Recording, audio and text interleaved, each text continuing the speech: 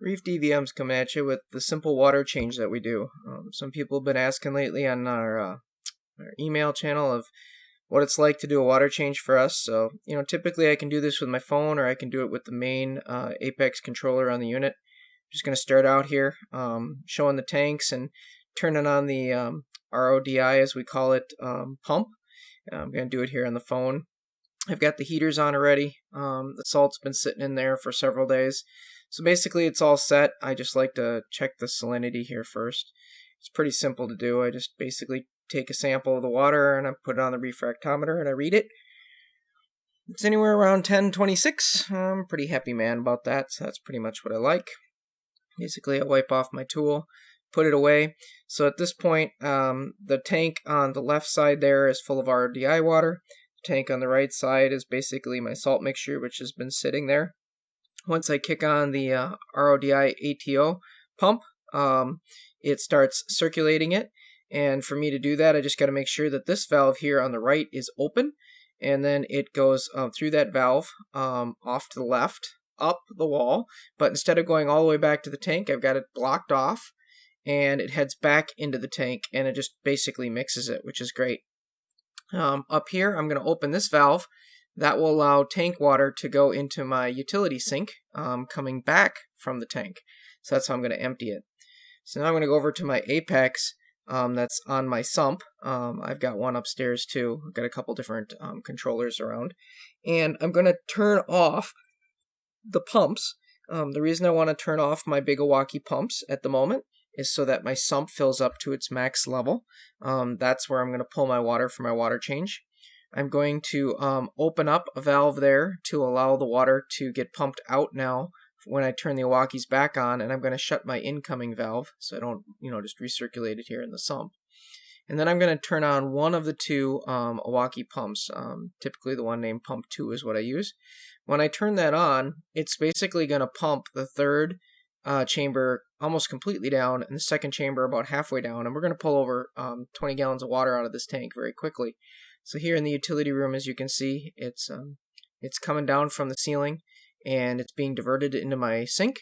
And the RODI pump is still circulating water in that last tank, which is full of salt water. So while that's still mixing up and just getting to the temperature that I want, I'm just basically gonna pump out the water that I want to throw away, so to speak.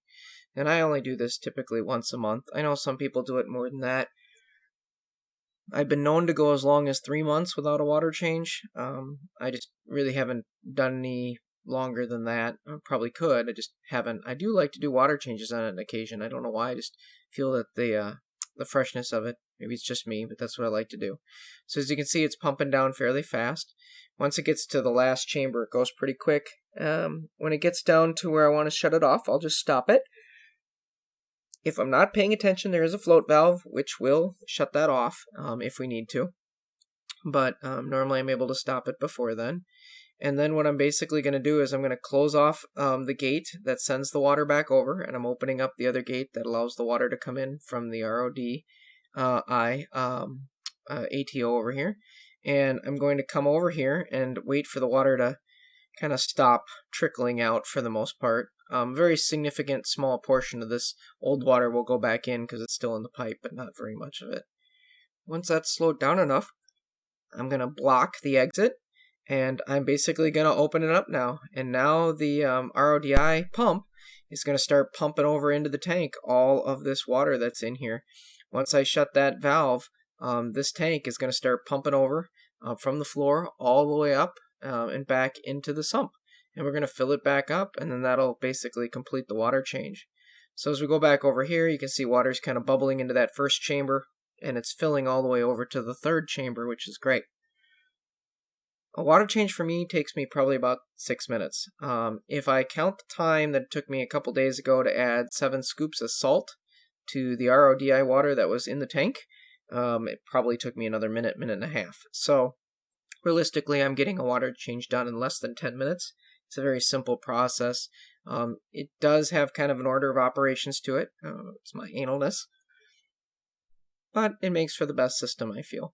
I've got a couple nice safeguards in it. We've got check valves over there, which you can see in some of my very, very early videos of setting up the RODI ATO system. And I've obviously got it on the apex.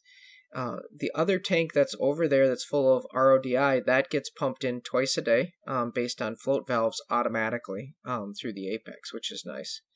So basically what I'm going to do at this point is I'm going to get the pumps on the RODI over there stopped and get the other pumps on the main setup, my Iwaki's back up and running. So now that the sump is full, the Iwaki's are turned back on.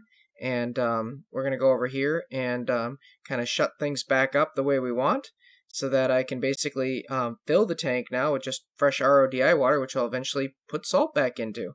And to do that, I just got to turn back on the pump. I go back down under the bottom down here, and I've got this one open. I'm just going to open the other one up, and it's going to take RODI water and mix it into that right-sided tank.